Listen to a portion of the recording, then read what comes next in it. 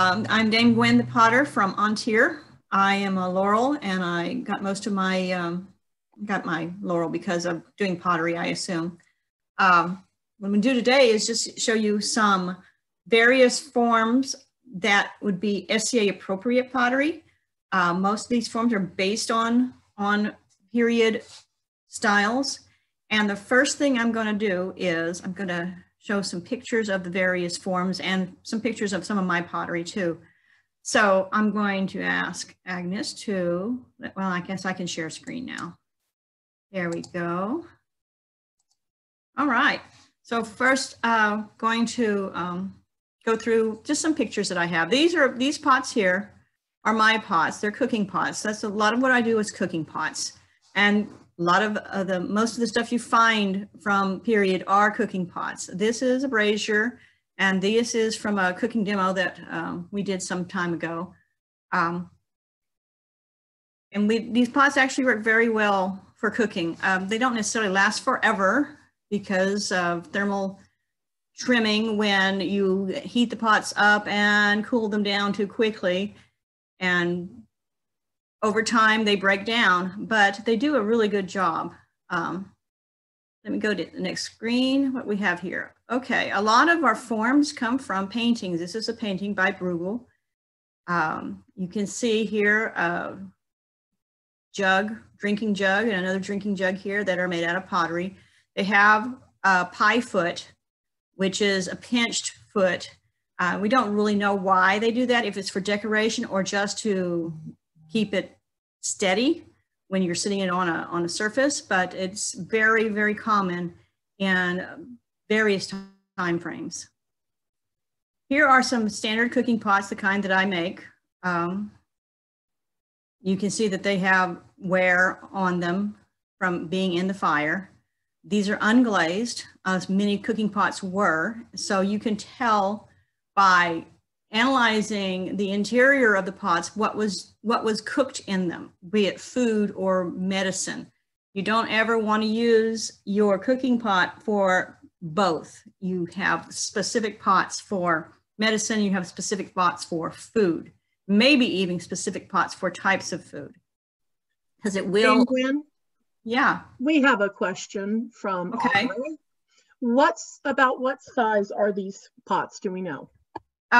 Various sizes. This is a pot that's about that big. I don't know, maybe a couple of quarts. This one right here is probably a couple of quarts, maybe more. We do have samples, and they're in a multitude of sizes. I usually make my pots about at least 2 quarts, enough to hold at least 2 quarts, some bigger. This is a cream pitcher, which I actually reproduced at some point, like that. I don't know if you can see it, but I'll be showing my pieces here shortly anyway, but that is described specifically as a cream pitcher. Here is a cup that you would share, you know, each person would be able to drink out of one of the divots, which since you're drinking the same drink modernly, we know that doesn't really make a difference.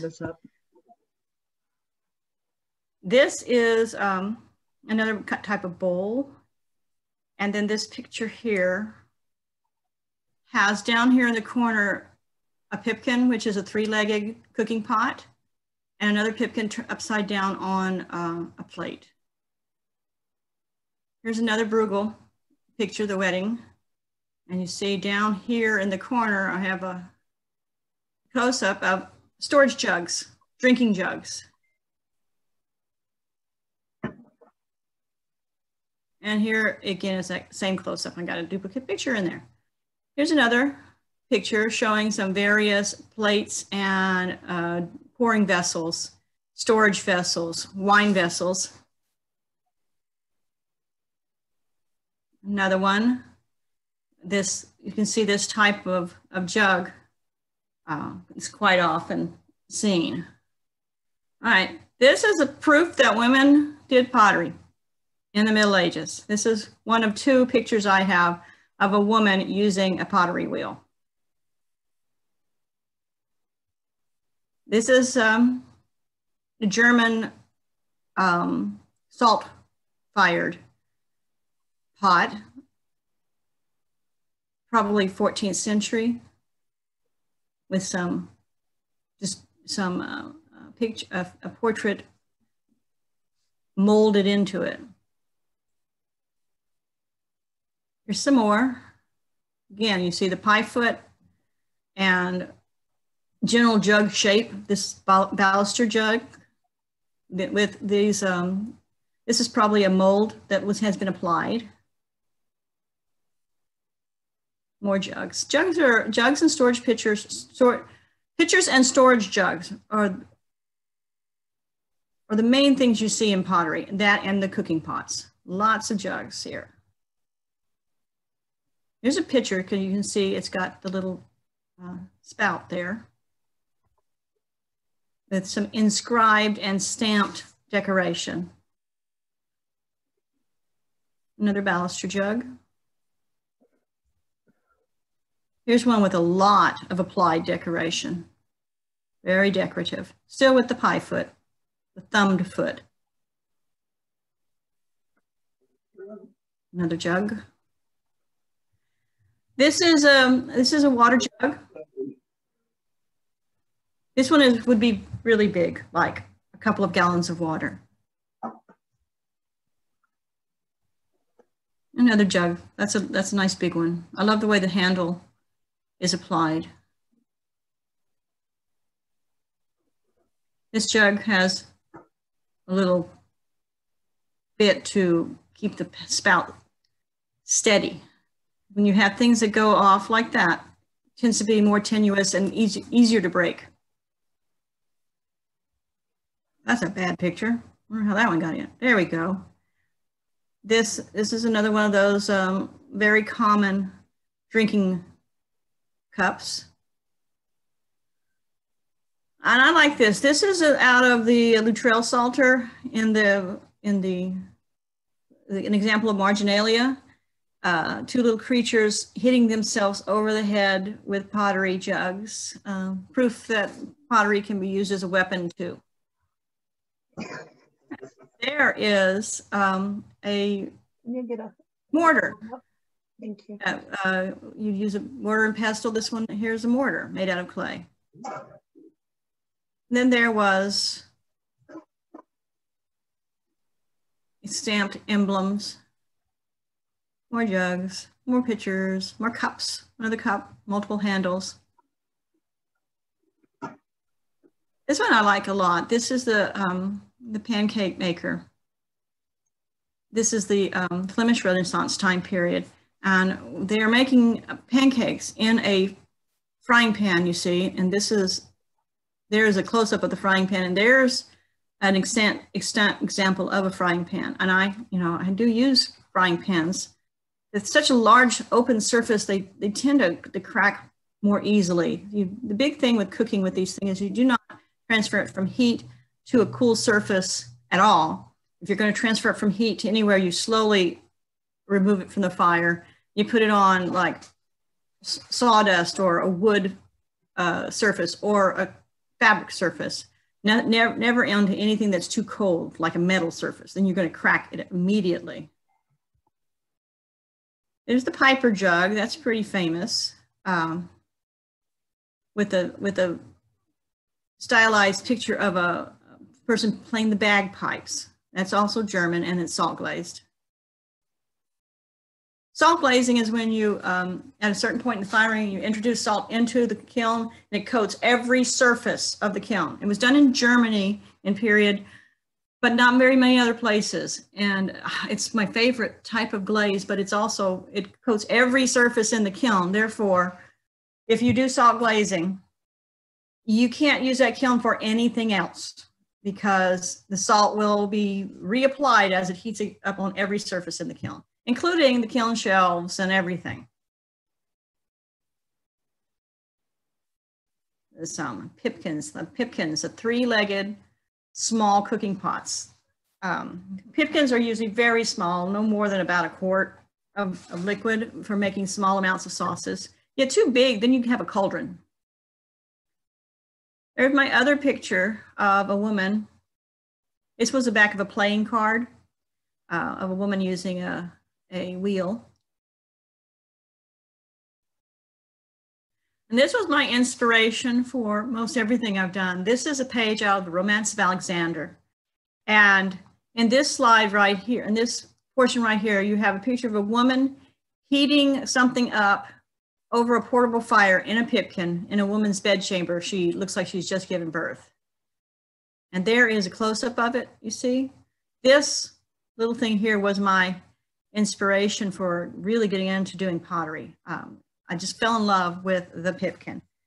I have actually made this little portable pipkin. It's a very tall pipkin, and used it in demos.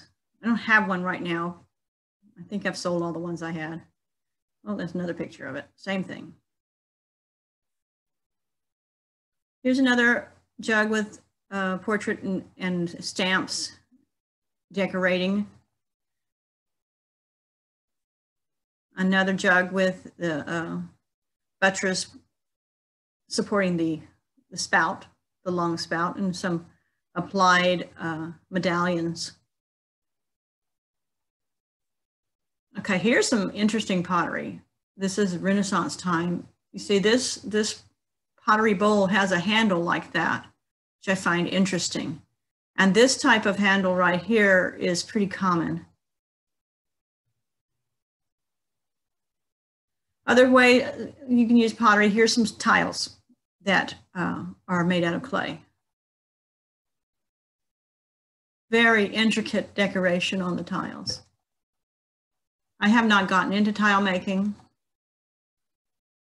very much, so I can't really give you any kind of description on how they were made, or if this decoration was a stamped on type of decoration, or if each one was carved. There's another picture of that water jug, which I've made before. It's a nice big jug. Okay, here's a picture of one of my cooking pots that was pit fired, which is one of the most common ways to do firing in the Middle Ages. It's just a pit fire is you dig a hole in the ground, you put pottery in it, you put combustibles on top of them, you light it off and let it fire for 20 hours, and then you let it cool down and you pull it out, and it comes out with this kind of patina. It comes out like at earthenware temperatures. You can cook in it. It will retain the flavors because it gets seasoned inside.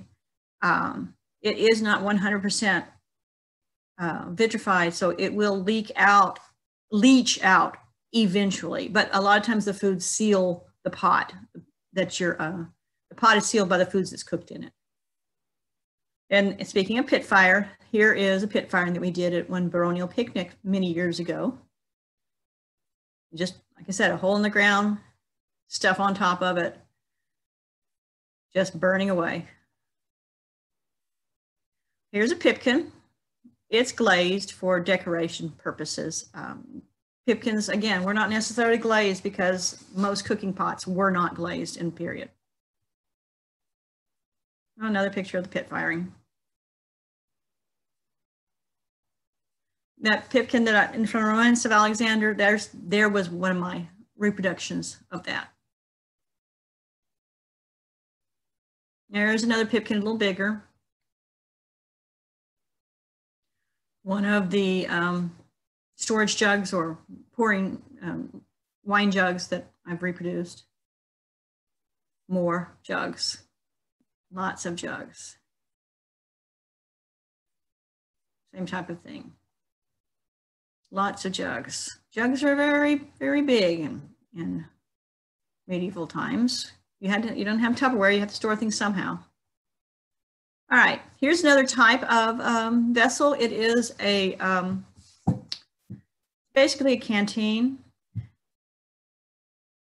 It has these loops that you can use it to carry. This one's very decorative. Some of them are not quite so decorative. I've made some of these too. I don't happen to have any available right now, but I've made a lot of these type of things for special gifts for people and put their arms on it.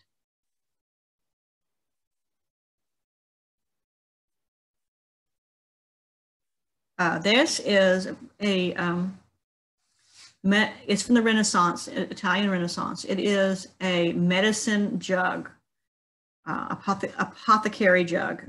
You'll find a lot of those types of things in the Renaissance. And decorative spouts, really big. And it's just, then the writing on here is the name of the drug that is in it. Now this is the one that I reproduced.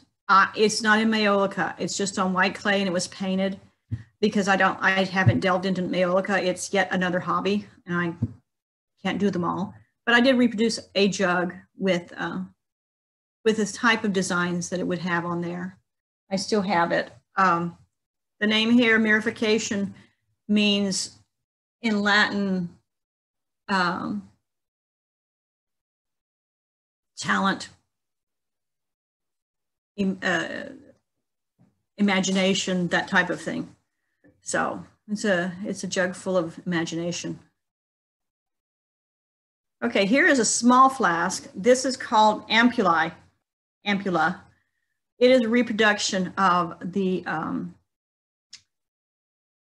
Saint Minas flask that you find all over Europe, because Saint Minas was a Roman general who converted to Christianity and was killed for his beliefs. So there was, that was in Egypt. So in Egypt there is a temple to Saint Minas, and these flasks were produced to hold a little tiny bit of the oil from the flames that were, the oil that fed the flames in the temple. So they were sold like to tourists, and there was lots of them found all over the place. So I reproduced this for an arts and sciences competition several years ago. It has design on either side of it. It's only about 3 inches tall. And there is the original of the St. Minas flask that I used as my inspiration. Oh, that's a picture of me throwing pottery at a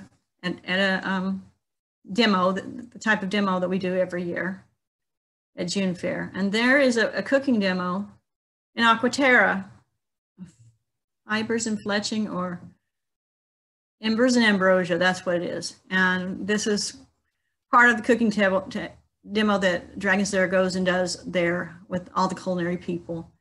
And all of these pots and bowls and plates, and that's a baking cloche, are all things that I've made.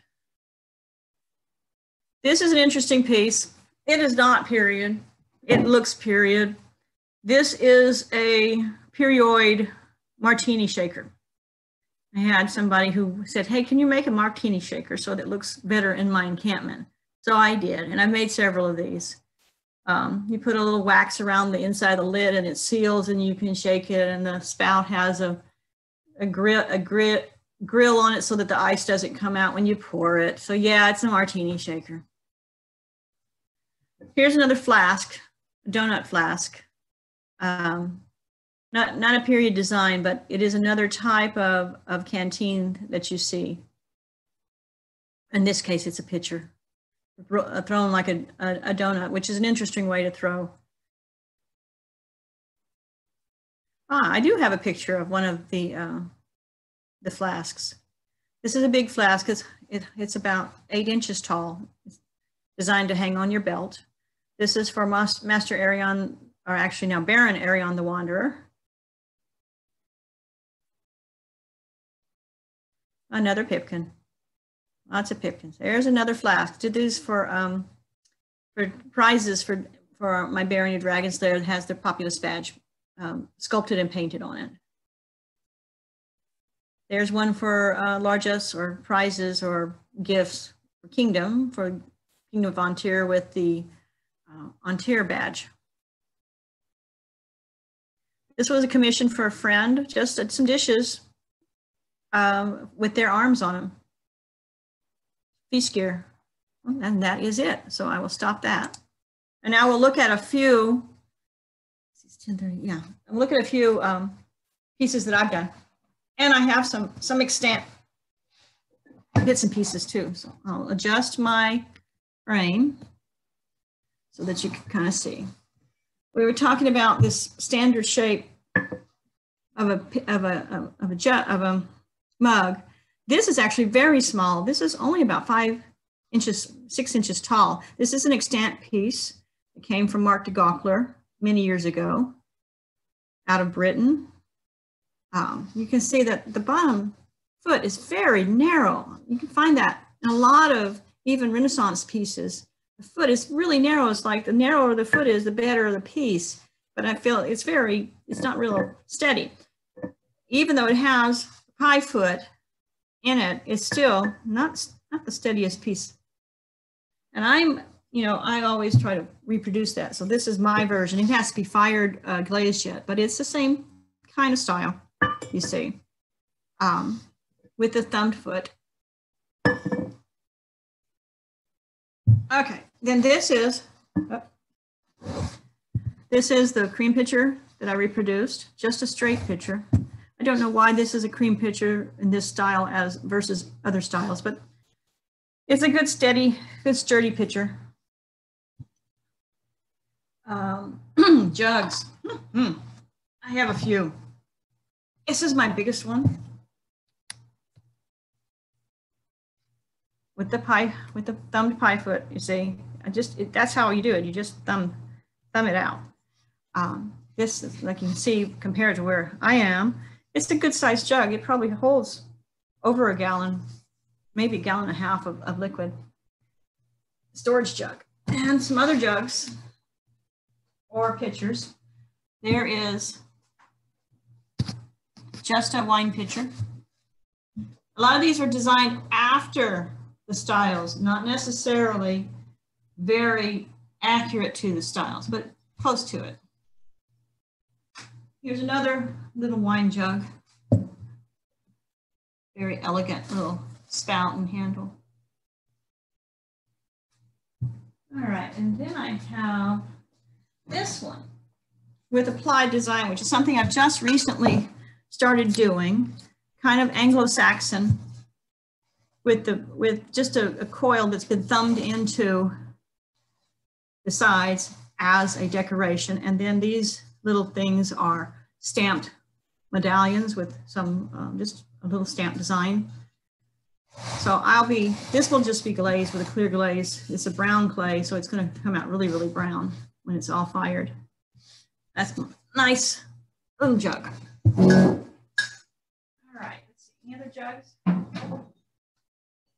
The other thing I do are little pitchers. Pitchers are nice pieces of largesse. Oh. They're not necessarily a period form because I put this little thumb holder thing on it. Don't necessarily need to do that for a period form. But these are some little nice little pitchers. I like to make these for largesse. They're quick and easy. And you put a handle on something, people just love it. So I've been doing a lot of those lately. Then we're talking about pipkins.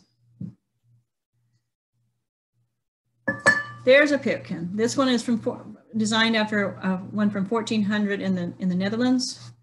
Oh no, Utrecht is the name of the place in the Netherlands, with a applied painted design on it with a contrasting slip color. It's small, probably just a couple of cups of water can fit in it. With little feet, it's shaped like little feet, just because I like it. And I do a lot of pipkins, because they seem to be really popular. So that's a pretty good size pipkin. That's probably holds a quart. And then have the pipkins that do not have spouts, that are just for cooking. But I do a lot with spouts so that you can cook, but then you can pour out also. And you can use these over the fire. And they're really nice. They work really nice. They have rounded bottoms. You can tuck the coals up underneath them, you use a coal fire, not a fire, a brazier with coals. You can tuck coals underneath it and remove them as you need to when you're cooking to regulate. Okay, I have done a commission using the Anglo-Saxon style that I showed you earlier. This is again a cup with applied decoration and the little medallions with a stamped design on them. So I have like several of these cups and bowls done the same way, and some plates with the same general decoration on them for a commission.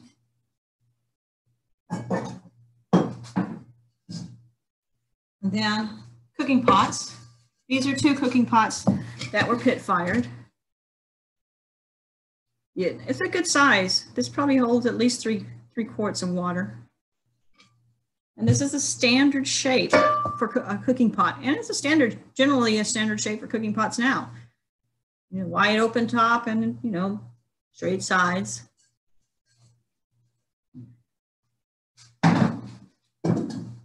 A couple other types of vessels. This is an aquamanile.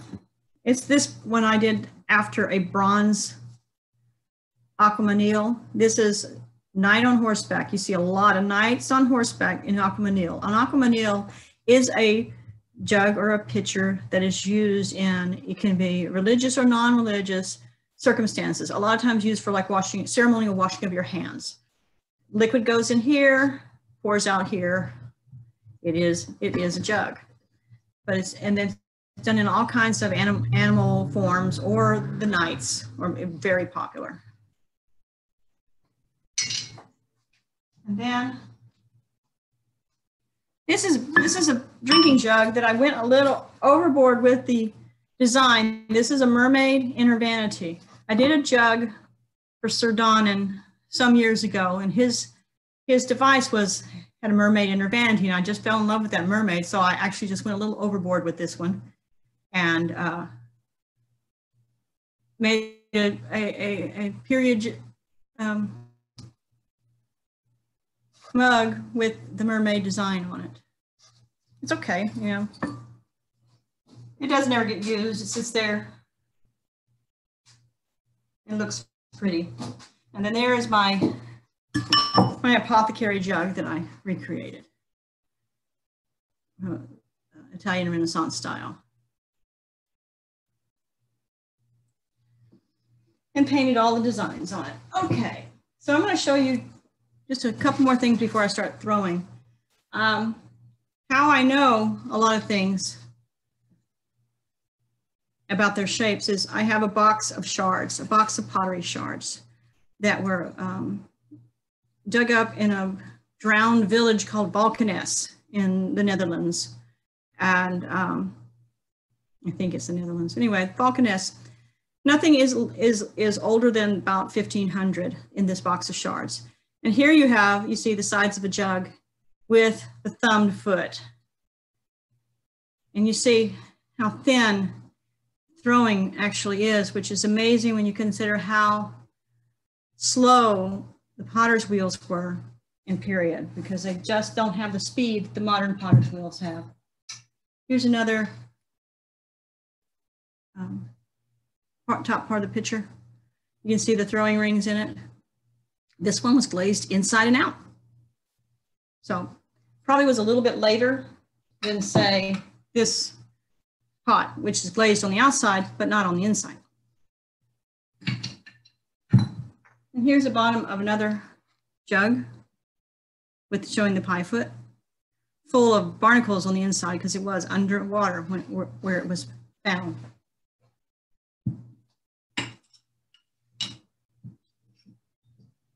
A couple more interesting things. Here is the handle on a bowl.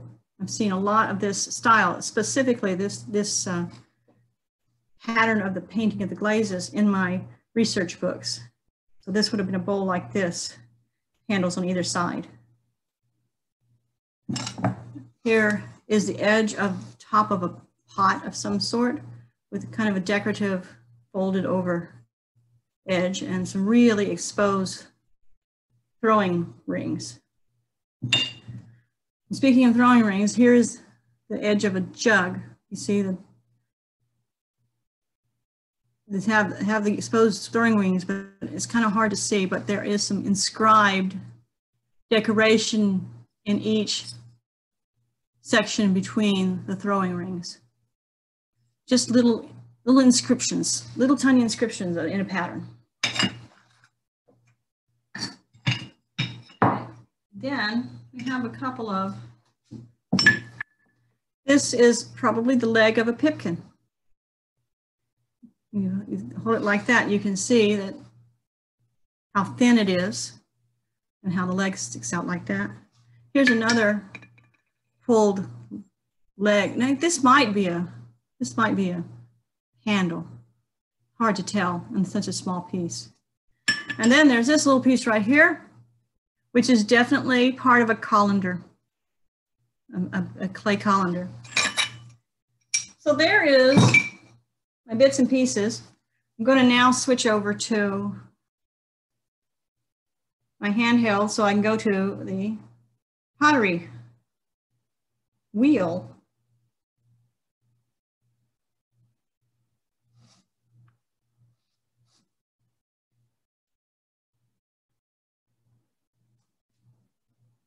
And give me just a second. I'll switch to my little handheld camera.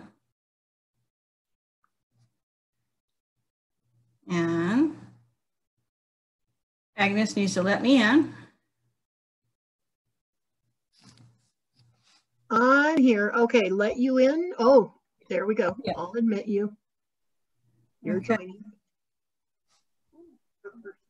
There we go. And I'm gonna leave this other one before I turn on the audio so we don't get feedback. So here I go.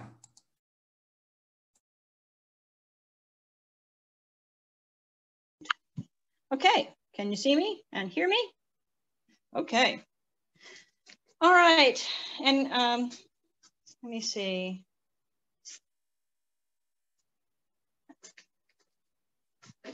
Excuse me while I move around.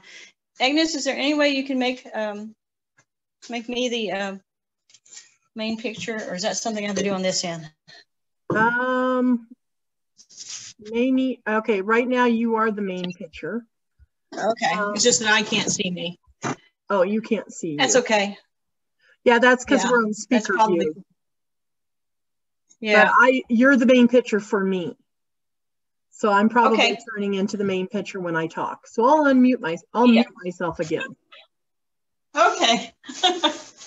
All right, so what we're going to do is we're going to throw a couple things. And the first step, besides digging the clay out of the ground and processing it, which I'm not going to show you about, is, push down a little bit lower so you can see what I'm doing. There we go. Is wedging. Basically preparing the clay to be used. So here is just a lump of clay that I got out of my pug mill because that's how lazy I am. Well, not really. It's easy that way. So what I'm doing now is I'm preparing the clay by wedging it, which is not quite kneading it. I'm trying to get the air out of the clay versus putting air into the clay. And wedging it is called wedging because when you finish, it kind of is at an angle if you look at it right. See, like that. Kind of an angle, kind of a wedge, but really is more of a cone. So this clay is nice and pliant and has through my pug mill, so it has been de-aired. So I don't have to do much other than get it into a shape to be able to throw with it. Then this is the end I put on the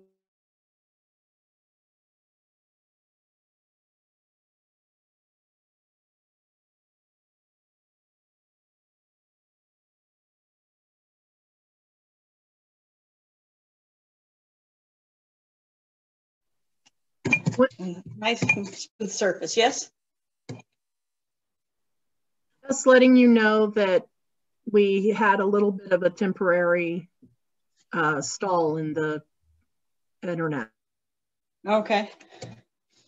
So now this ball of clay is in a nice cone shape with a rounded bottom, so I can slam that on the wheel head and it won't develop any air bubbles on the bottom, which will throw you off.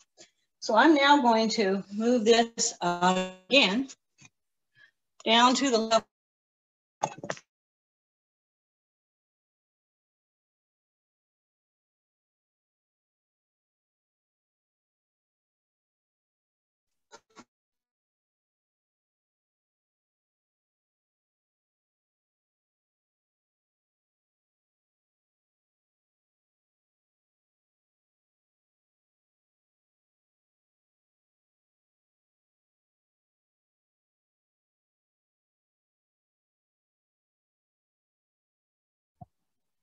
Okay, we've had another technical difficulty.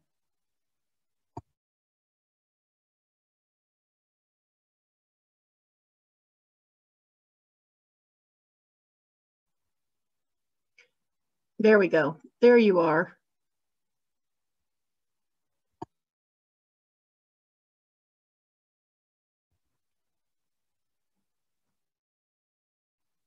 Gwen, you're muted.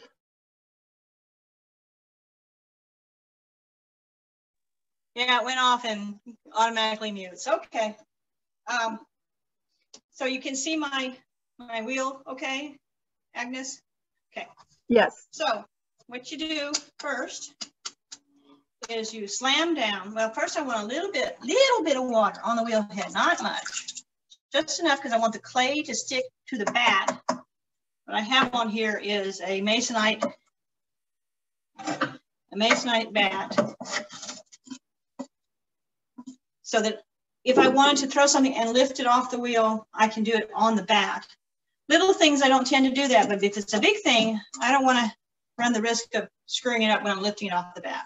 So I got my masonite bat on there. I'm going to turn my wheel on. You see how quiet that is? That's because this is a Shimpo Whisper. It makes no noise. Of course, it also has computer parts in it, so if something goes wrong, it's expensive to fix. So I put just dampened my bat, and now I'm going to slam the rounded portion as close to the center on my wheel head as possible, and smack it down good, so that I don't have, so that it attaches really well, and I don't have any air bubbles underneath it. I'm going to remove this because that's going to drag. Okay, so that's ready. First thing I do is I load my sponge up. I have an elephant ear sponge. I load it up with water, and I'm going to center it, which is pushing all so that it's nice and smooth and rounded. You see, it's not even right now. So put a little water on it, and I'm using the heel of my left hand to go from the bottom to the top, pushing toward the center. My right hand is just applying water.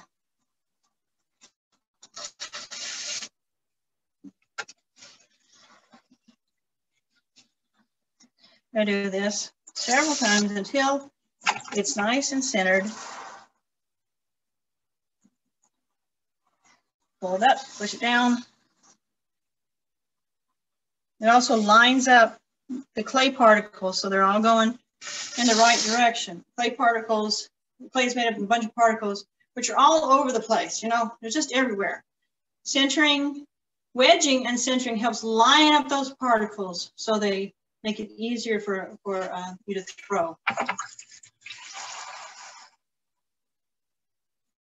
Okay, this looks pretty good.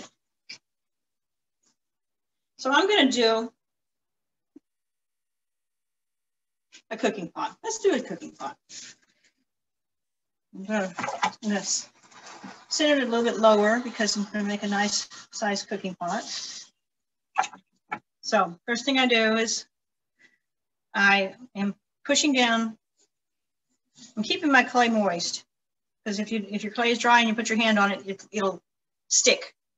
So I'm keeping the clay moist with my sponge, and I'm going to use my thumb and a couple of fingers of this hand to push down the center and in and out. I'm going full tilt to do this. So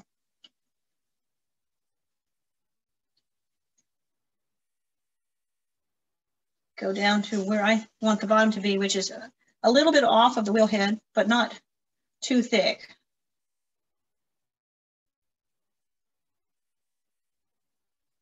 I'm pushing out.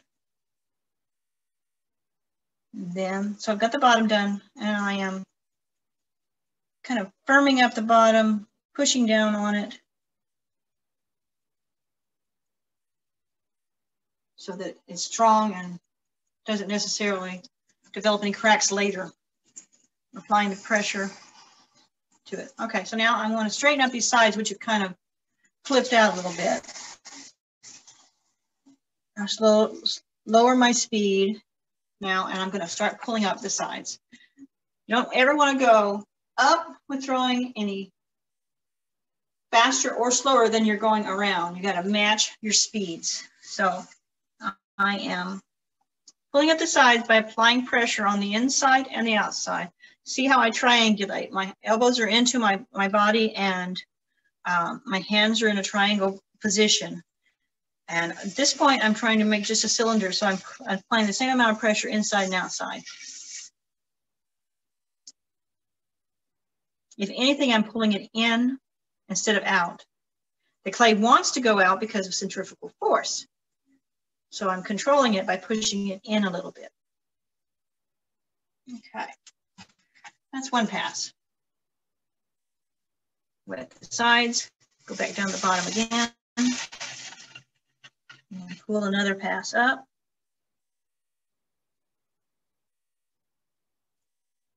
Basically just doing a cylinder.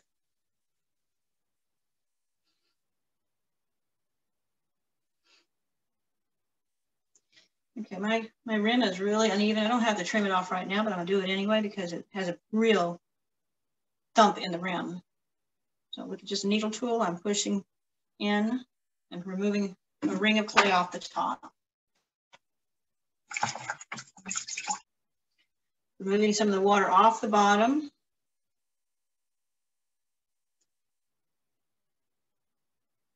Straightening up my top a little bit, my rim. Okay, I'm gonna do one last pass, and then I'm gonna shape it with the sides again.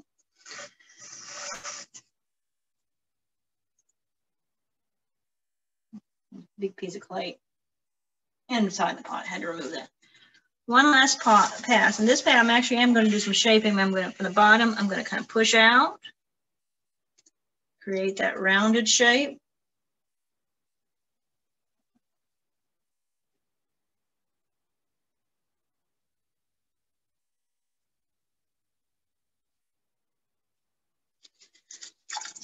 Okay, smooth the bottom again. Then I'm going to take a rib, a rounded rib, wooden rib, and I'm going to put it on the inside. I'm going to kind of shape the outside some more, but pushing against the rib.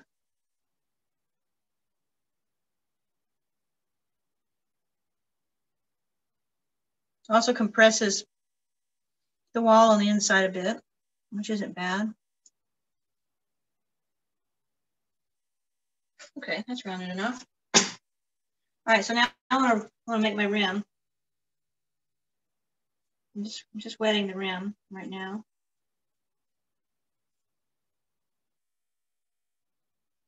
And I want to push in a little bit.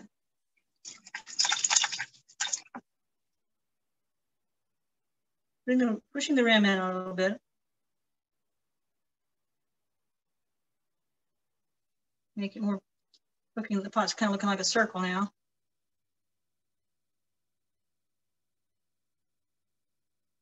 Okay, and now I'm going to create my rim by pulling it out, just like this.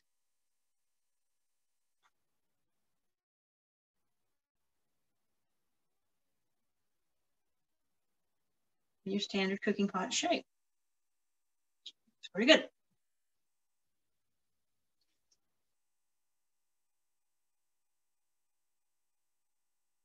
Okay, I'm not going to fuss with that much more. This clay is pretty soft, so if I work it too much, it will collapse on me. Just cleaning up the the little pool of water that was in the middle on the bottom. Don't want any water sitting in the pot while it's drying because that creates weakness in the bottom. All right, so now I'm going to cut it off the wheel head. I'm actually just going to cut it off, but it's going to stay on the bat because I'm going to lift the bat up. So use my wood knife, and pushing in on the bottom on the wheel on the bat, and then I'm going to take it in at an angle and remove that ring of clay.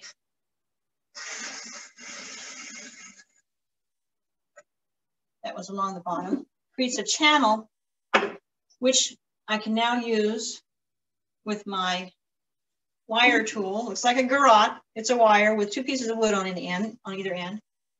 And I use that to cut the pot from the bat or from the wheel head. You can't pull this clay off here. It's stuck there. You have to use something to cut it, and a wire works better than anything. A knife, you're not going to get a straight line. Wire, right through it. Okay, because like I said, it's on a bat. I don't want to lift this pot up because it might collapse on me if I did that. Just pry the bat up, and I have a cooking pot. Nice little cooking pot. That one is done. I'm going to sit and dry until probably tomorrow or the next day. And then I will trim the bottom and then set it on the shelf to dry until it's bone dry. And then I can put it in the kiln and fire it. I'm going to put another bat on. The reason I have to put the bat on, even if I don't plan on using the bat, is because I got pegs on the wheel head. If I tried throwing with those pegs there, I'd rip my hands apart. Okay, so this bat was used for something previously, so it's full of dry clay, so I have to get that dry clay off. Wetting it down, using a knife.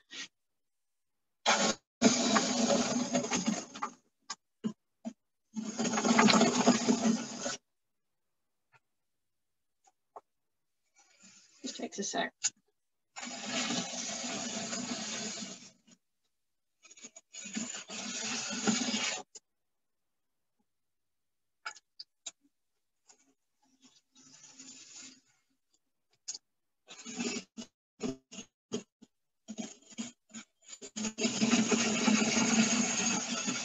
If I thought ahead, I would have had all my bats cleaned. But that would require thinking ahead. I never do that. I always clean it when I use it. Except when I change clay colors, which I'm going to be changing clay colors here shortly. I've been using red. I'm almost out of the red, and I like the white better. I was using the red for a very specific project, and it's done now, or pretty much done. So and now I'm going to change back over to my white clay, which I have a lot of. And in the process, I'll have to clean everything. I have to clean the wheel. I'll have to clean the floor, the working surfaces, because if I don't, then I'll get red clay in everything. Okay. All right, now I have a nice clean bat. And I need another piece of clay, which I just happen to have several balls of clay that I've previously wedged right above me. Because what I generally do is I wedge a whole bunch of clay when I'm going to be throwing. So it's there and available for me. These are a little bit harder because they've been sitting there a few days. I hugged last week. I created clay last week and then wedged up a bunch of it because I was going to throw, and then I didn't get around to it. So I've been sitting here under plastic.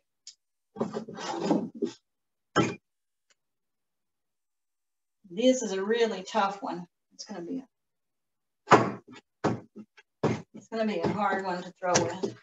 Maybe. We'll see how good it is on the inside. Okay. Now, drop it on the wheel surface again. It's going to slide around. Like I said, this is really much drier. So make sure it's on the wheel head real good.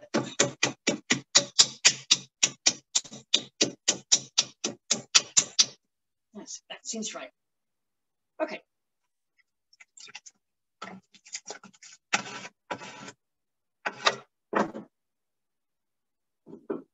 All right. Sponge, a little water. Start centering, pushing from the bottom up. Full tilt.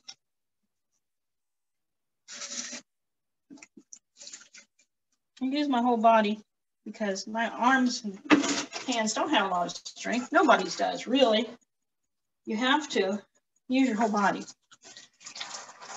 Pushing with your whole body.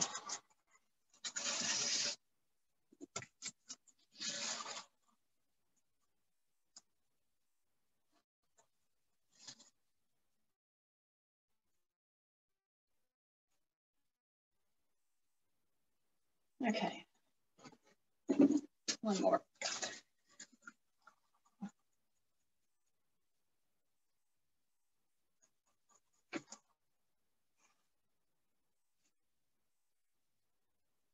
So what I'm gonna do now is let's throw some small things. Yeah, I got a big lump of clay. I'm gonna make something small. That's because I'm gonna do what is called throwing off the hump. I'm looking for that to use over here to put stuff on. So what I do is I center a small amount at the top of this big lump of clay. And what I'm basically going to be making are largesse jars, just little tiny itty bitty cooking pots that are used for drinking. And I give those as largesse to Barony and Crown. They're quick and they're easy, and just glaze them with a pretty glaze, or sometimes I put some kind of texture in them. And that's my way of doing largesse. Okay, so I open this up. I'm just compressing the bottom a little bit, shaping the bottom. And this clay is a lot softer than I thought at first. It's drying really nicely. So now again, raising the walls. Keeping the clay moist. Lower my speed.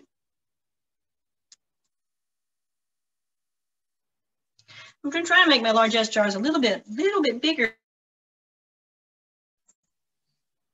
because they're so tiny, they don't fit into my trimming mechanism. A little bit bigger. You don't have to have tiny little jars for largesse. Okay, that's tall enough. So I'm going to trim the top. The top inevitably gets uneven. And when I trim this, I turn it upside down so the top needs to be even, or it makes it almost impossible to trim.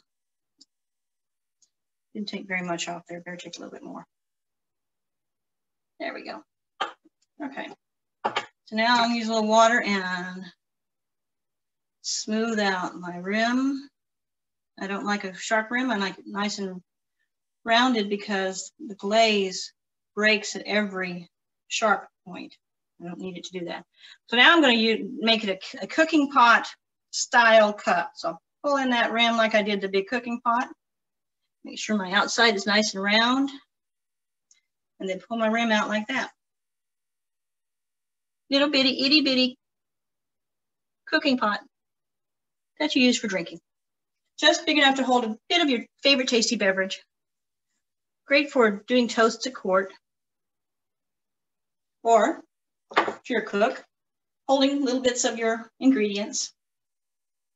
If you're an apothecary, holding little bits of your ingredients. I'm using my wire tool again. I have made my channel there low enough so it doesn't go through the bottom of the pot. We don't want to do that. Very carefully through there. This one, it is small enough for me to lift off without too much issue. Just like that. Over here.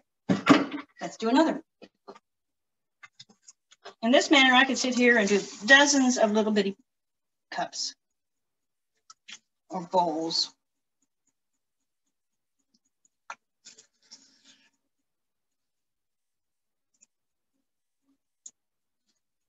Just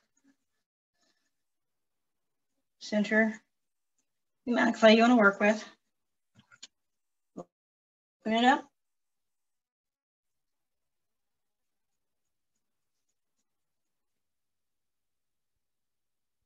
Pull up the sides.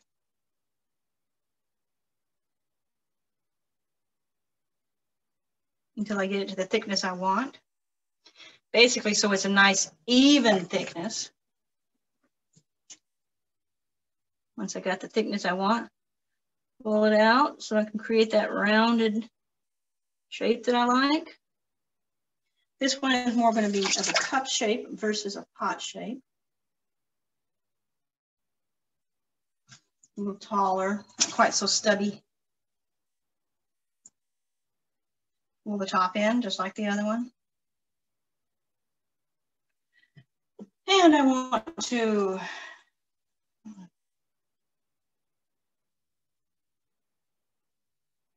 place slumped a little bit, son. Now where I pulled it in, it's gotten a little thick, so I'm pulling it a little bit more so it's the thinness I want. Now I'm going to cut the rim off.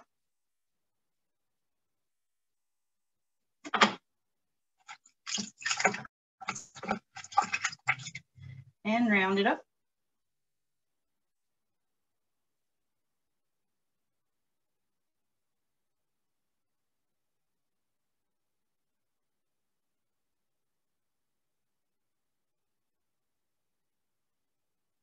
Slumping. You see how it's slumped?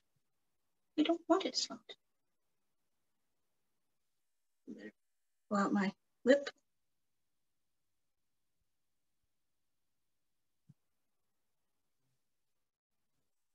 Okay. Good enough. Too stubby to get a handle. It's just going to be a larger size. Like I said, I need to make larger size drinking vessels other than the tiny ones. And move that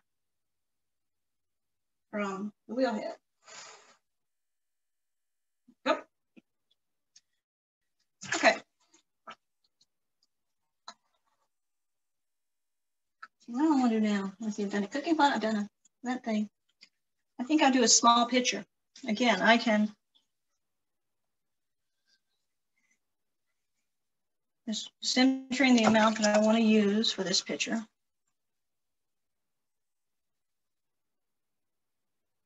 Okay. Open it up.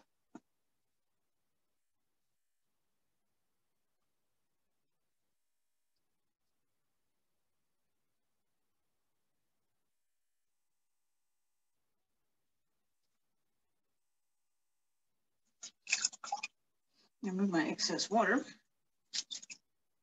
Okay, now I want to do up the sides. Basically, I'm doing a cylinder to start with, just a straight cylinder or one that is toward the center. First pass.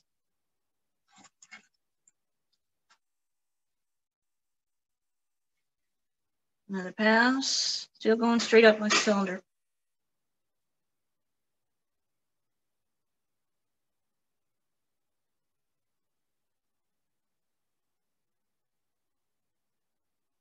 Good tall, nice tall little cylinder. Okay. One more pass to straighten the sides because I see I've got a little bit of a wobble. I'm not putting a lot of pressure because it's thin enough. Just going slowly so that I get that wobble out as best as I can.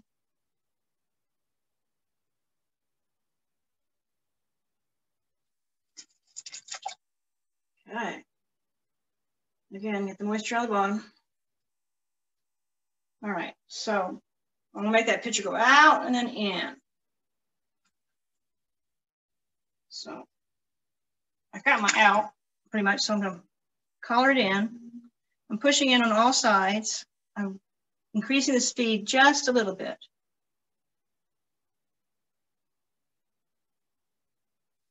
I think I need to make it go out a little bit more. It's not out quite enough. So stick my hand in there, one more pass, make this kind of rounded at the bottom.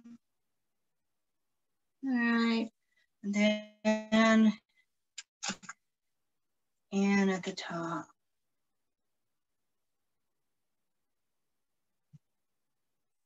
Not too much because it is a pitcher, it's not a jug. Again, where I've pulled it in, it's gotten thin. I mean, it's gotten thick, so now I want to thin it out a little bit.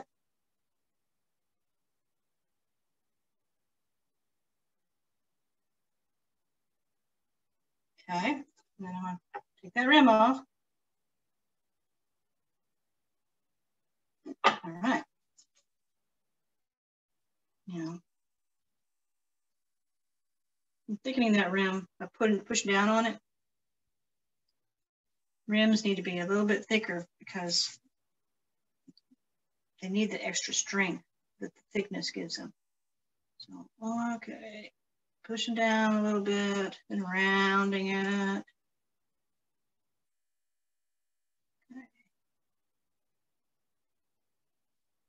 Okay, and a little bit more. All right, we got a kind of a vase shape here.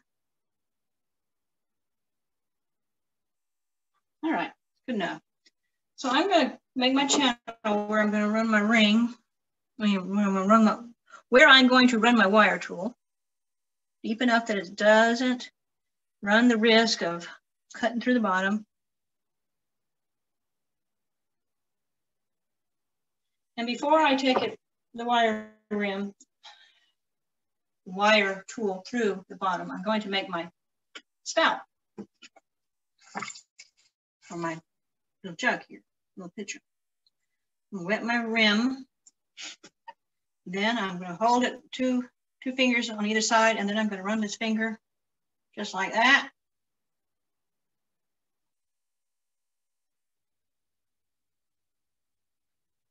And there is a little pitcher. It'll have a handle later, but for now it's just a little pretty little pitcher.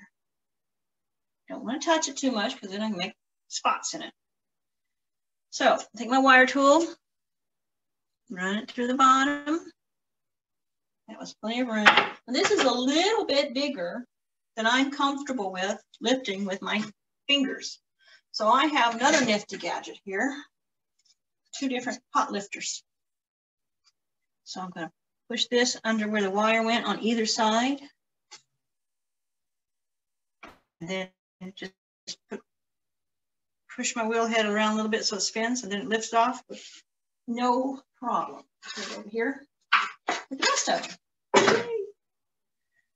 All right, so I'm starting to run out of water. Some water, sponge, and now let's see. We're going to do a jug now. The other very, very common medieval form. Jugs are wonderful. They're good for storing or for serving wine, or you can cover them with, make a lid, or you can, what I like to do is wax linen lids. You wax some plain linen, you form it around the top, and if you want to seal it, you tie it with some string. But it comes off, and then you heat up the wax and you can put it back on. It's a reusable lid. Wax linen lids are really great for cups too. They keep the bugs out of your drink, but it actually seals it a bit. So when you tump it over, you didn't necessarily lose all your liquid. Kind of like putting saran wrap on your drinking vessel. Okay, I'm making a jug, so I'm centering it tall. This is the rest of the clay that was in that bundle.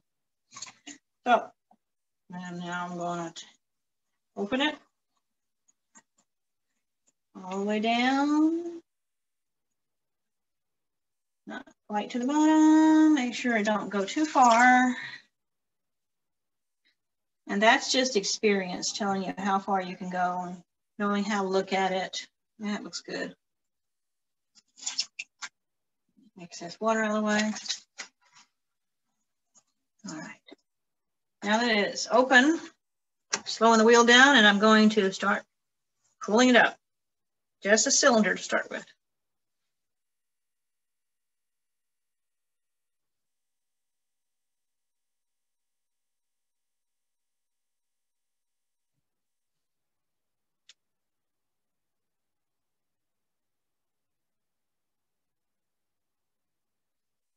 Okay. One of these days I'm gonna get one of those cameras that look down so that you can see what's inside. I don't dare pick up the camera, not right now, not with the clay all over my hands.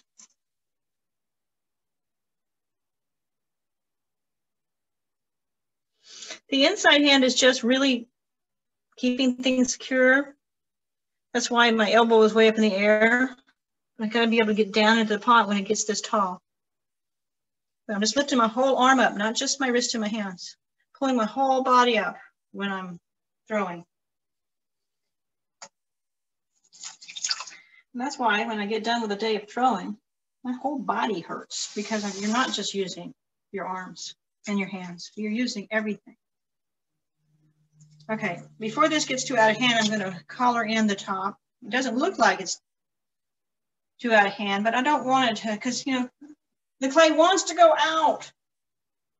I want to keep it under control. I want it to do what I want it to do, not what it wants to do.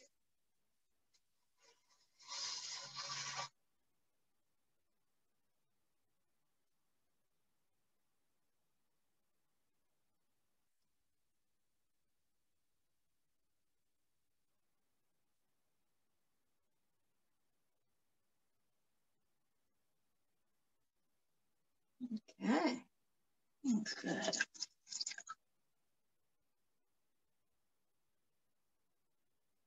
And once more, just to get it to the thickness or the thinness that I want. My ceramics instructor back in college said you should be able to get to the height you want to be in 3 passes. A lot of times I can do that, but it takes me a lot more passes to get the shape I want. Okay, got a little bit of a wobble here. Go up a little bit slower. Have to get the wobble out. Still going to be there, but that's okay. I'll fix that. Okay, now I have a kind of a face shape, and I want to shape it. It's going to be narrow as it is right there. It's going to bulge out, and then it's going to go in tight to the rim. So I really don't need to bring it out anymore. This will be a tall, thin jug. First thing I'm going to do is take off that unevenness at the top.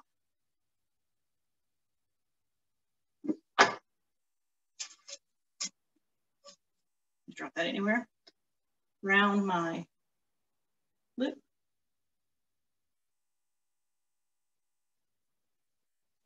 Okay, now I'm going to pull in and create a small lip and rim.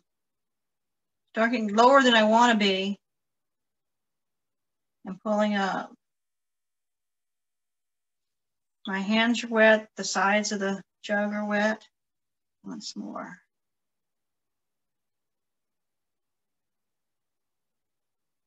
The size of the rim that I want. Okay, that's all right. Checking my shape. Okay, so this rim now has gotten really thick because I've really pulled it in. So I'm sticking my fingers in there as far as I can go and thinning it out a little bit, making it a little taller. It's funny because this wheel is so quiet. I can hear the air inside the jug like a musical instrument whistling very low. Okay, I'm going to trim up my rim again, and I'm going to make a special kind of rim here. I need it to be a good thickness, but in order to shape it, I'm going to actually do a fold over rim. So what I have to do is thin out the top where I'm going to fold it over. That's pretty thin right there, a lot thinner than I would leave it. Okay, again, smooth it, round it. And still, try this again.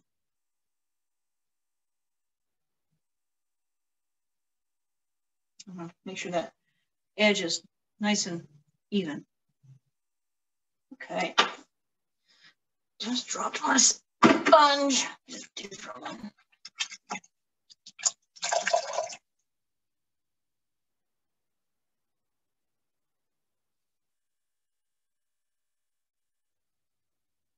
rounding out that edge. And now I'm gonna fold that rim over. I put my finger inside and my other finger on the outside, fold it over, supporting it. Then I'm going to make sure there's plenty of liquid underneath it. And I'm going to squeeze it shut from the top to the bottom so that it pushes any air out. And that makes me a nice bottle-ish rim. Pull that in a little bit. There. So there is my jug. Storage container. Got some throwing rings in it. I could put the Piper sculpture on the outside of this if I wanted to, or apply some medallions with some stamped motifs on it. When it dries, I'll trim the bottom. I will put the thumbed pie foot on it and a little handle, just a jug handle. But right now I'm going to take it off the wheel head, running my knife underneath it, and then running the knife at an angle.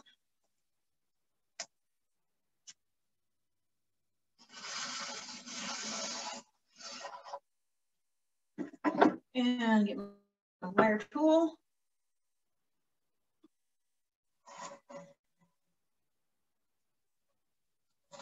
Taking it off. I couldn't leave this on, but I want to throw another something. So I'm going to take it off. Get my bigger hot lifters.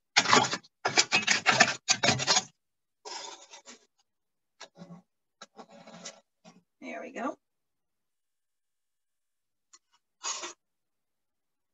Yeah. So that's what I've done so far. Now they have to be trimmed, and that's going to take some drying time. I'm going to I'll take one last thing. And we'll see what the timing is. Let's see where we stand. I'm doing really good in time. I'm going to take one of my bigger pieces of clay. I'm going to cut it. And what I want to do right now is something I didn't show you, which is a goblet. You know, in SEA, goblets are a thing. We like goblets. So I'm cutting this in half. I only want to make one goblet. I don't want to throw it off the hump. Smaller piece of clay.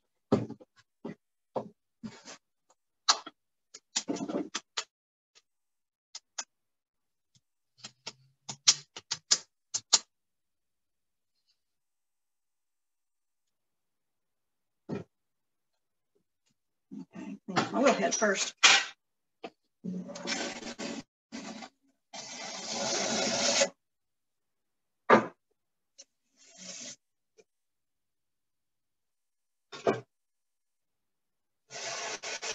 I use a lot of rags. Okay. All right, now let's put this little piece of clay onto the wheel head. All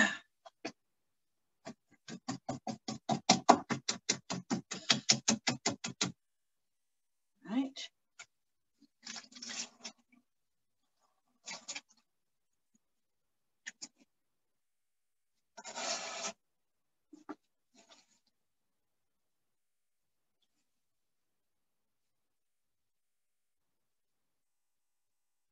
All right. I'm going to do a goblet. I'm going to do a tall goblet, relatively tall. We'll see how it turns out. The way I'm doing this is called an all-in-one.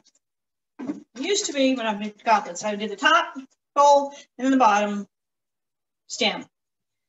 And then you have to match them up after you trimmed them. Extra steps. Then I went on YouTube, because YouTube is a wonderful thing. And I found this person that did all-in-one goblets. So the first thing I do is I have to create a plug. This plug goes inside on the bottom of the goblet after I'm throwing it. I'll show you. First of all, I gotta make my plug. Almost flat little disc.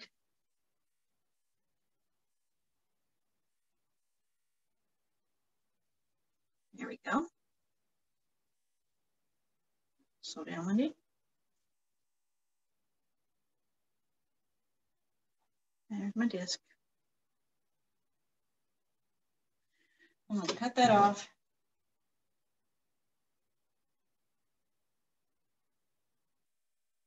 Oops. Here's my disc. I'm going to set it aside. All right.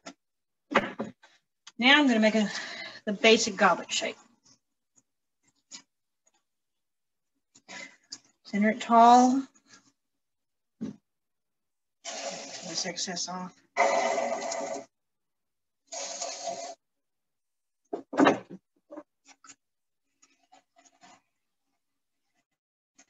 Oh man,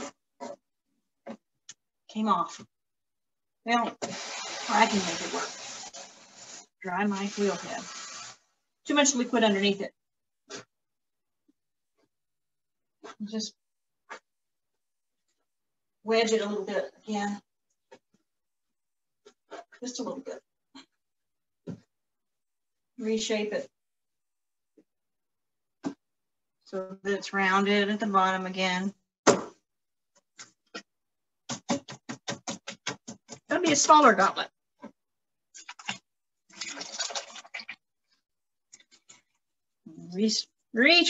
Center it now.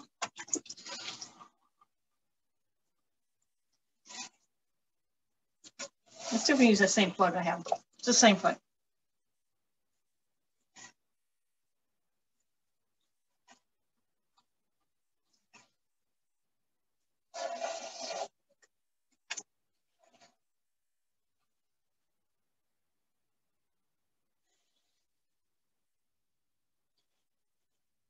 Okay, now I've got it like that.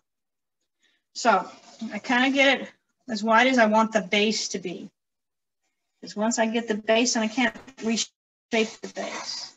Lower, nice size base. That looks good. So that bottom is as wide as I want my base to be. So now I'm going to open it.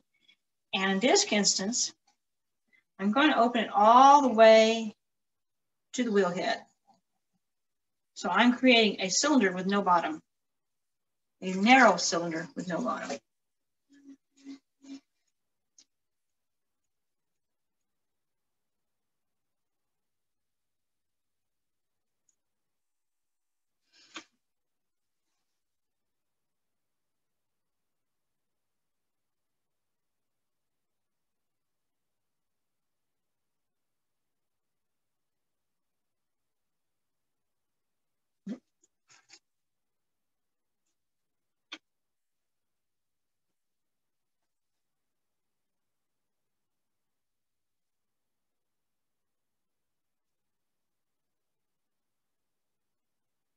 Trying to keep it straight.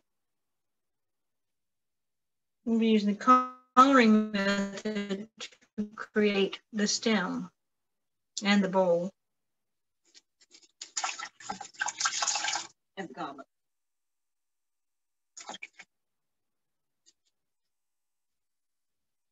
One more pass.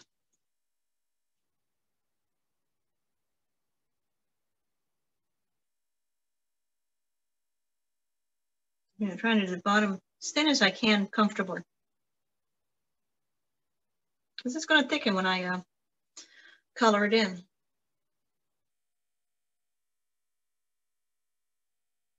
Okay. That looks good. Okay. I'm take some of the moisture out of the very bottom.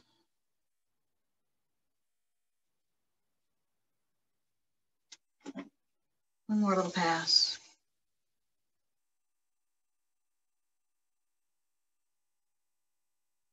Yeah, it feels good. Feels right. Okay, so now I'm going to create the stem. About halfway there, I'm wetting my sides. My hand's real wet. Starting at the bottom, and I'm going to color in to the base of where I want the bowl to be. Be very careful because what it wants to do, it wants to get the top off and wobble it like that.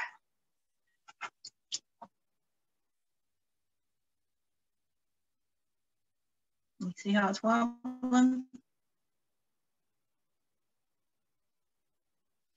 I'm not collaring the top, I'm just steadying it so the wobble goes away. Yep. Not collaring it much at the bottom, putting more pressure as I go up so that I can get that stem as thin as I comfortably can, and then letting off the pressure and steadying the top.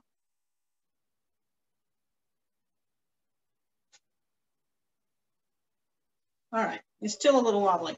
I'm not going to take it in anymore because of, you see the wobble. So now I'm going to just kind of shape my base here. I'll do some trimming on that when I'm done. Okay, now I'm going to kind of work on my bowl. Some water in there. Starting at the base where the narrowest part, and just kind of reshaping the bowl, steady. Trying to work that wobble out. Keeping nice and, going nice and slow and steady up. That wobble's pretty much gone. So now I want to cut the top off again, get that rim even. Oh, shoot. That was not good. All right, I got a lot of wobble back in there, so I have to get that wobble out.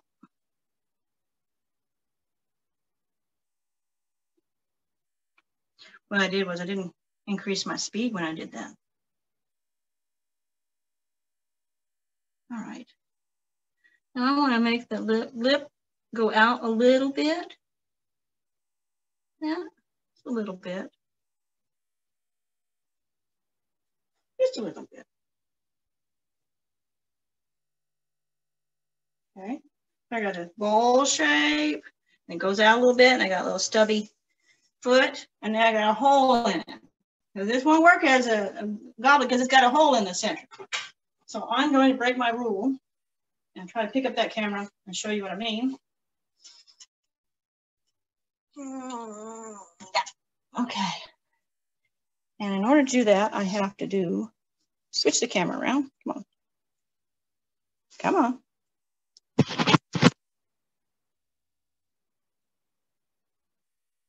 There we go. So you see inside, it's got a hole in the bottom.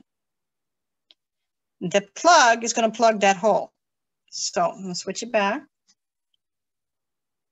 There we go. Put you back there. On the camera stand. Here we are. Then I take this right here. This little thing I've done.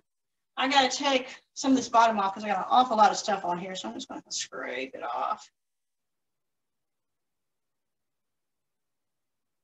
Trimming will correct a lot of this. Okay, so I got this disc. I'm going to wet the bottom. Some more of that off. And I'm going to lay it in there. So I'm stopping the wheel head. And I'm going to lay it in there in the center. Okay. I just dropped it in there. Now it's going to attach itself. So let me go back over here. Do this again. You see how? Now the hole's plugged. But now I gotta go down on it and kind of seal it very carefully without screwing it up. So that's what I'm going to do now. There we go. All right. I'm going to take my wood tool that has a rounded part right here, and I'm going to just push down and smooth in the edge of that.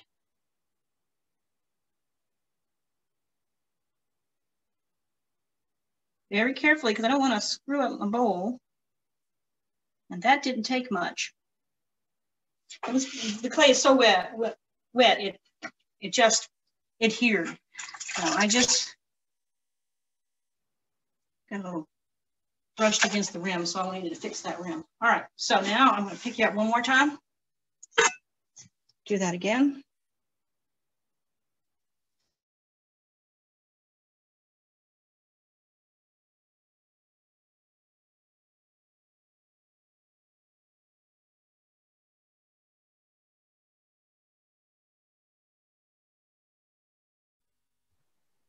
the goblet like that.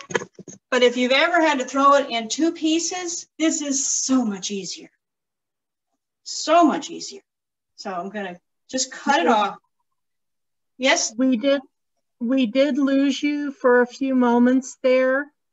So hopefully you didn't impart important No. Did you see the picture of the inside of the goblet? No. Okay. You didn't? Okay, hold on a second. That's where it went dark. Okay, hold on. Let's do it again. All right. Just switching the camera around. There. See the inside now? Yeah. Okay. See it. Beautiful. Yeah. So it's just smoothing it down. All I had to do was smooth the inside. So now switch it back. There we go. There. All right.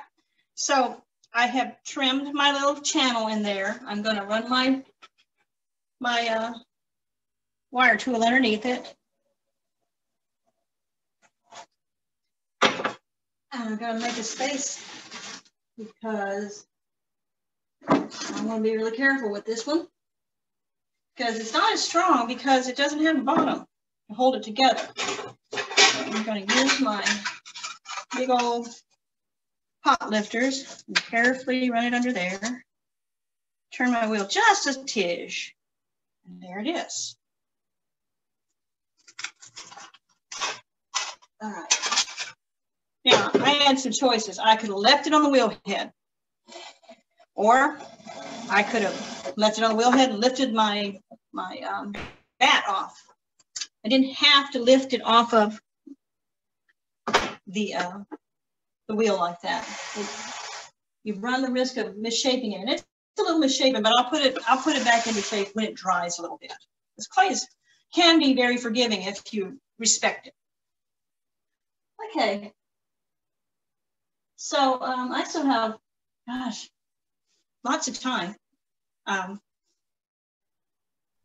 figure on ending this like at 10 till to give the next class. Well, we're at noon. It doesn't matter, does it? We have technically about 24 minutes. Yeah. So I'll throw one more thing, and then we can just probably call it good. And I'll show you a couple more things after that. I'm going to throw a big jug, big jug.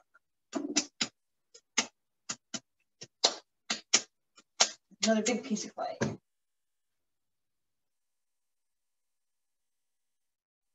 All right.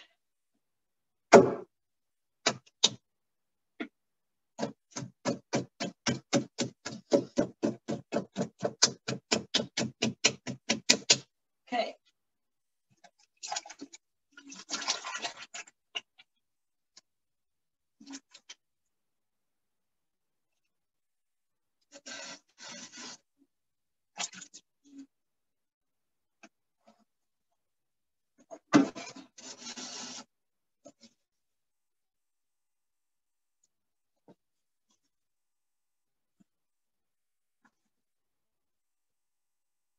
Now I'm going to do a really big jug.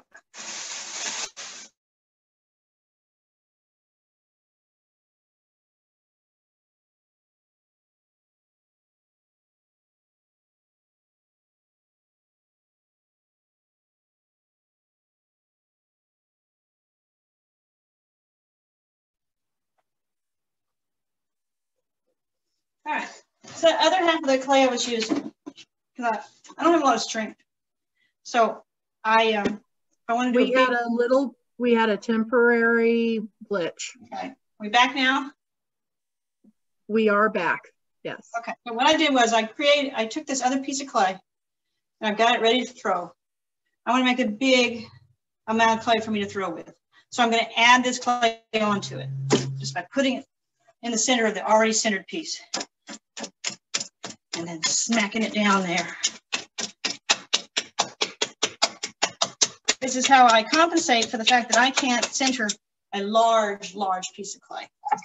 So now I'm going to center that one on top of the other one. Smooth it so it joins really good.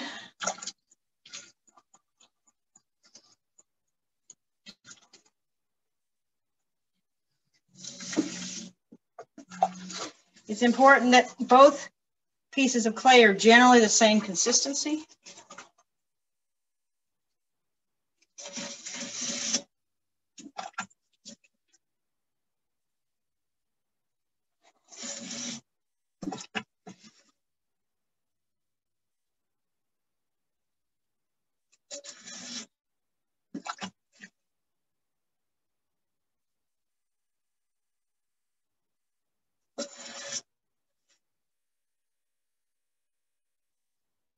All right.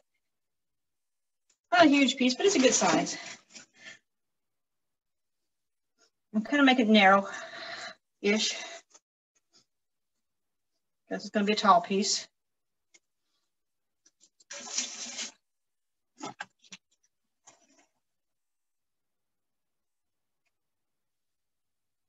Okay, that's good. All right. Right now I'm going to open it.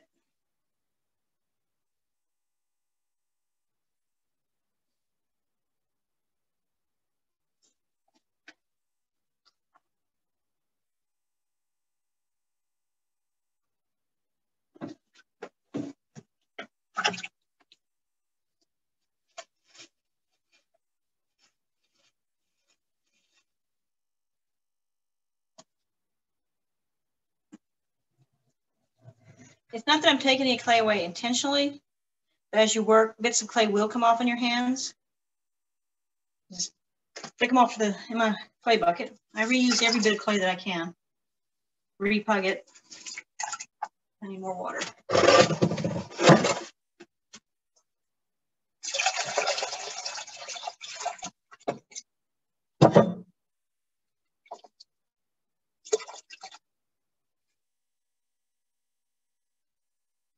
Make it deep enough. Pull it out a little bit.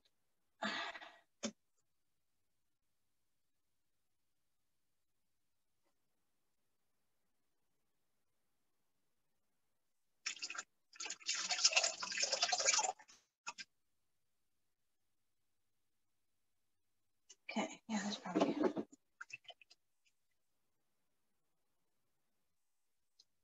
All right, now I'm going to start pulling it up. Push more on the outside than the inside because I don't want it to fling out.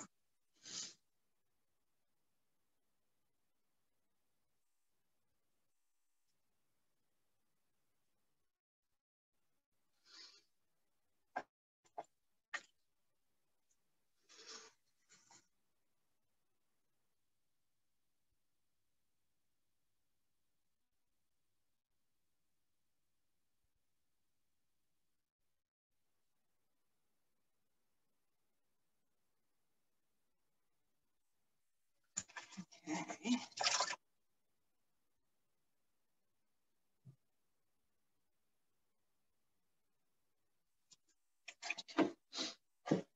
Now I have to stand up.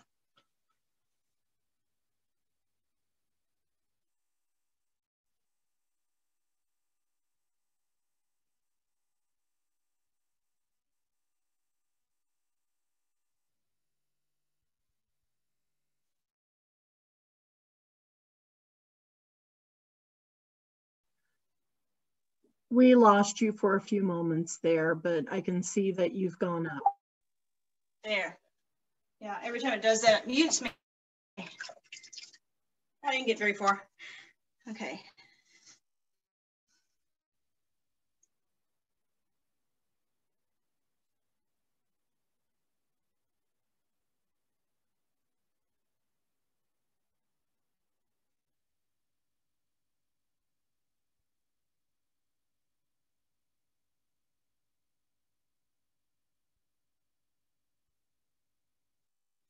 Okay.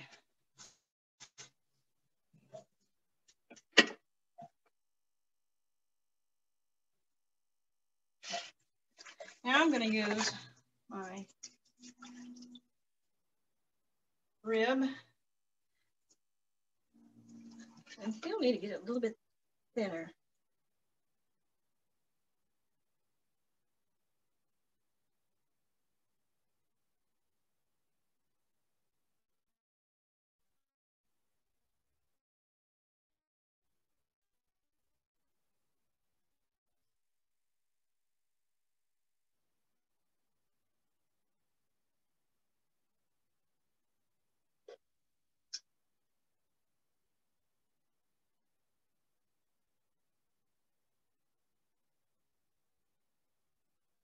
When I get to the top, I lighten up because it's thinner at the top than it is at the bottom.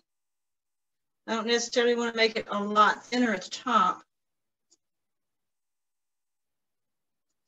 Be real careful going up. Don't like to develop those torque from going up too quickly. All right.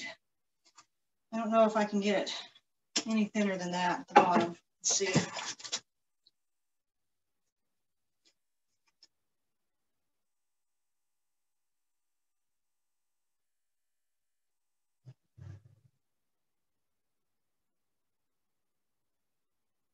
This one, I'm going to start shaping it. I'm pushing out a little bit as I get near the top. Create that jar shape.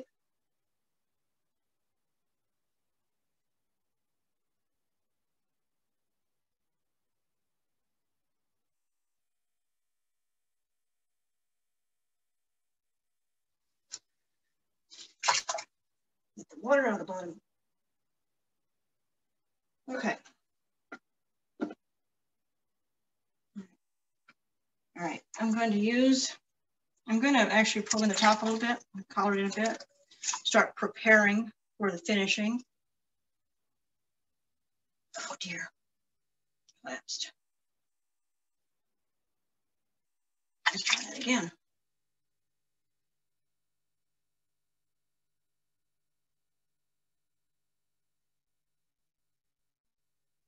Damn it. Okay. That may be a problem. When it gets too moist, it'll tend to do that. I'm going to cut off some of this because it's become problematic. Try that again. Not going to be quite as tall as I would have wanted it to be. So let's try it once more.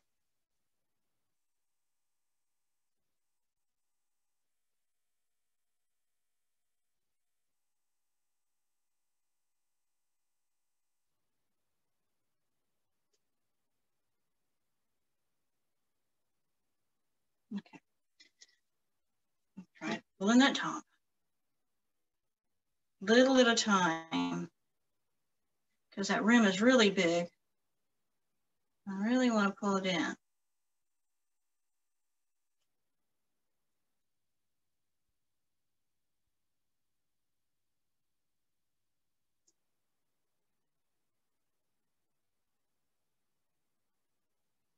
Better.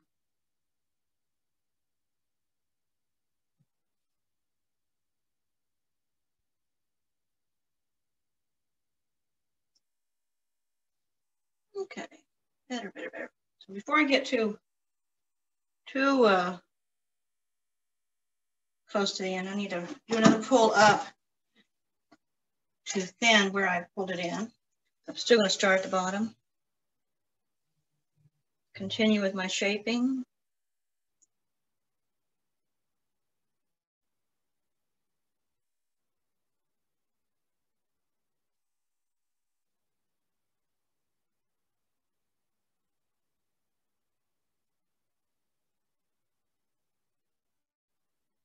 Okay.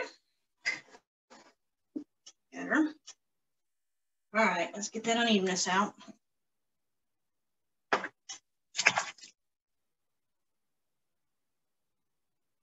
And do our final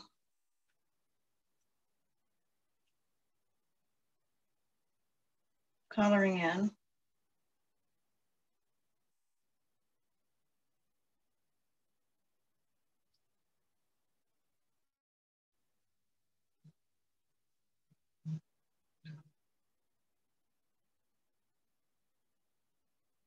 I'm going to do that same thing and make the rim a little thin and then pull it over. Still have some unevenness, as you can tell. Take that unevenness out. Now, smooth that. And then turn that rim over.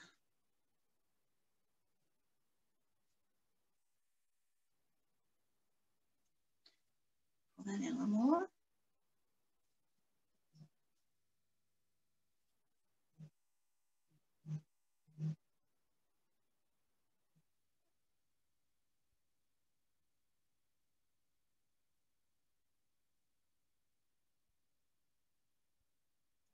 Okay.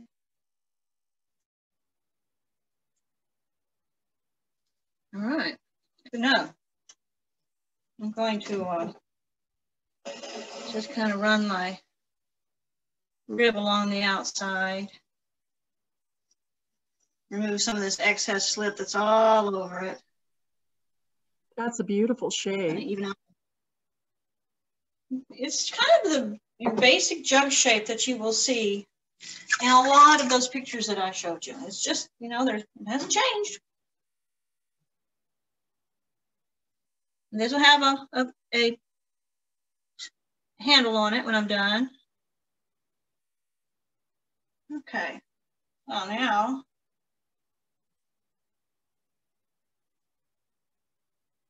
I don't like to have sharp edges, so keep that nice and smooth at the top. Cut my channel in here.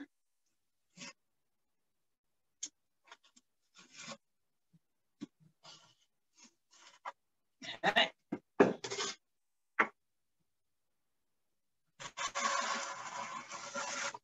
All right, this is a big piece. I'm not going to pick it up. I'm going to leave it on its bat. See, I'm just lifting the bat up. I can remove it and move it over to where it can dry. So that's a nice little storage jug. Okay. So would that have a lid? You could make a lid for it.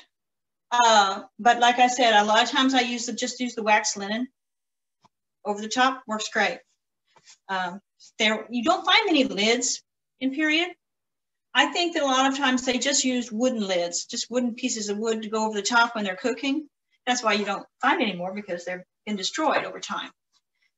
Some things you do find lids, and I make lids for some things, but you don't find too many things that have actual lids on them. So I'll use the wax linen on that if I use a lid for it. I'm going to take you over here now. Flip you around. I'm going to flip you around. There we go. So these are 3, and I was hoping they'd be dry enough for me to trim, but they're not. These are 3 little things that I threw this morning because I didn't have anything thrown to trim. So they are drier, but not dry enough, unfortunately. So I'm going to take you over here to the wear shelf, where all of my stuff that I don't have a home for yet sits and waits. Show you a couple things. That's one of those goblets, just like I made before. And then all of this stuff, it's all largesse waiting to be marked and packed. Little pitchers and the little drinking jars. They're like little cooking pots. And then I make little bitty, itty bitty jugs. Can you see that okay? They're just like the jugs I made, only tiny. So those make great largesse pieces. And some other I've got one of your little pots that I use as a coffee cup. Yep. Some people have asked me for pipkins to use as drinking cups, which is really kind of awesome. You know, you have the pipkin, right?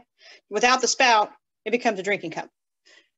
I have several pipkins up there. They're all white and they've glazed on the inside, but not on the outside. They're ready to be used for cooking.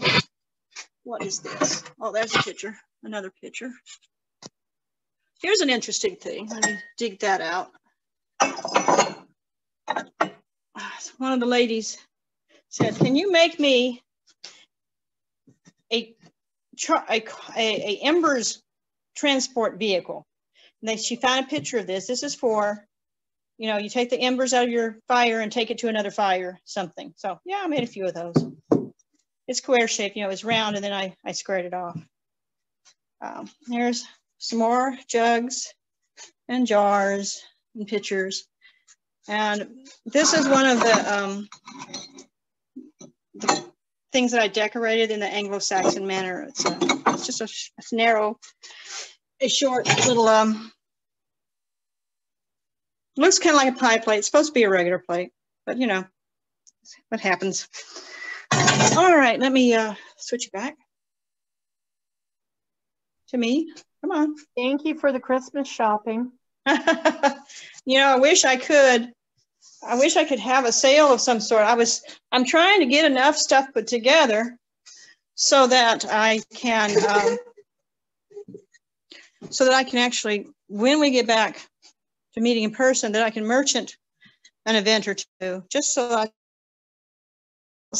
I do the demo at June Fair, but I don't usually sell much. Mostly it's showing people things. But then I don't know that I'm putting out the right things for people to pick up. They don't want the big things. They're going to want small things. So I'm hoping next June Fair, but realistically, it might be the June Fair after that we're able to do that. But we'll see. We'll see what the spring brings us. I was talking earlier about texture on little cups. I just looked at this one. This one is one of those little tiny cups that I make for drinking. And I have taken a tool and just made little indentations on it, make it a pebbly look.